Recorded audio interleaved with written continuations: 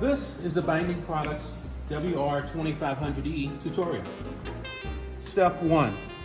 Adjust the paper guide on the left edge of the machine to letter. Step 2. Insert your contents into either the first or the second punching slot. The first slot is for larger books, wire sizes 5/8 through 1 inch. The second slot is for smaller books, sizes 1/4 inch through 9/16. Step 3. Slide the punching button to punch your paper.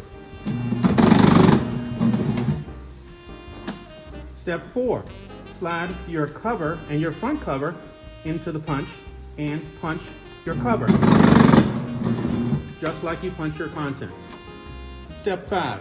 Place your front cover and back cover on your book, but you're going to do a little trick. You're going to slide your back cover back around to the front, and I'll explain why in a minute. Step 6. Drop your wire into the holes. You can drop your wire into the holes in one of two ways: by hanging your book off the edge of the counter, dropping the wire into the first hole, then it falls into the others. Then spin your wire and crimp your book.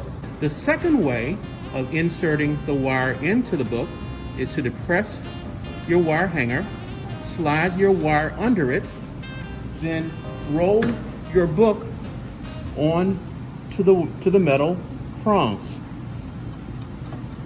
Then slide your book out of it after depressing it and crimp by hand your book. Next step is to move my punch depth selector to the correct size wire that I am closing.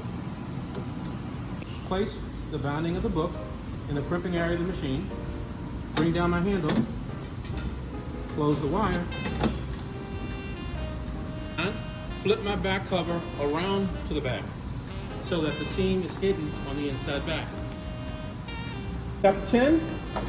Always remember to occasionally check your paper chip tray.